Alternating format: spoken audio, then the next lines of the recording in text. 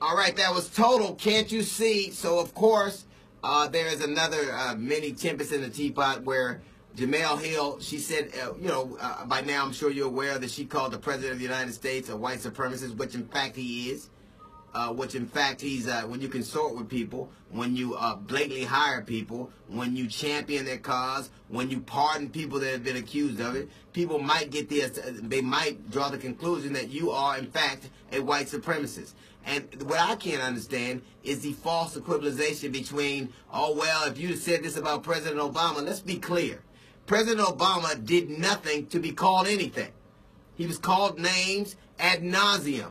He was called names ad nauseum with no proof to back it up. He was saying that he was un-American. We know that he was born in. He said he was born in Kenya. They called him. They said he was racist. That he hated white people. That he was a Muslim. They called him all kinds of derogatory slurs, many of which he didn't earn. But let's be clear. If you go back on just Donald Trump's Twitter feed, anybody who asserts that this man deserves respect after the things he spewed about other people, the things he said about people who are handicapped, the things he said about women, Megyn Kelly, who are despised, blood flying everywhere, calling people pigs and ugly, the things he said about people racially, the things he said even about the Pope. So this is the guy that you're getting upset for? This guy right here? He has degraded the presidency to the extent that it's a stench we may never get off. The bottom line is Jemele Hill made a statement on her personal Twitter feed, her personal social media platform, and ESPN, what they're trying to be tepid, said, we don't agree. And yesterday I asked, what is it you don't agree with? That he is a white supremacist and she shouldn't have said it out loud. The vast percentage of Americans believe that he is a bully. The vast percentage of Americans believe that he's divisive in America. What does he have to do for people to finally call him what he is?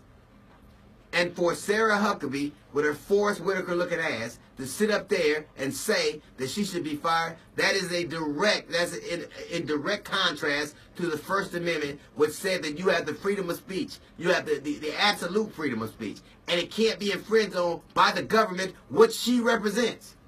You do not get to sit up from behind a podium and say that somebody needs to be fired using the pomp and circumstance of the White House behind you. That is in clear violation of the Constitution.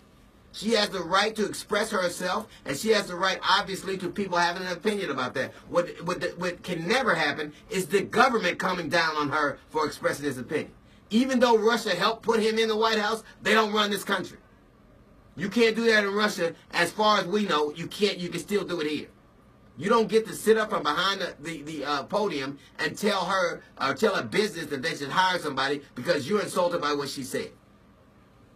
Even though you are President of the United States of America, you are no king. You don't get to rewrite the Constitution and do what you want. And I don't care how mad you get about it. She has the right to express herself. She has the right to say what she has to say. And the government does not, they don't get to act like a hammer to squash her speech. She said exactly the truth. If you do not want to be perceived as a white supremacist, stop acting like one. And stop this moral equivalization between, well, look what Obama, if you said this about Obama, there's a difference between what was called and what you were called. Obama was never called a white supremacist, Obama wasn't a white supremacist, and he didn't act like one. You called him all kinds of names. But I tell you what, in the grand scheme of things, I bet you'd rather be called what she called you than what they called Obama. I bet you'd rather be called a white supremacist than a nigger or a coon. I bet you that. That's a little note from the GED section. We got the Jazz Report coming up in 15 minutes.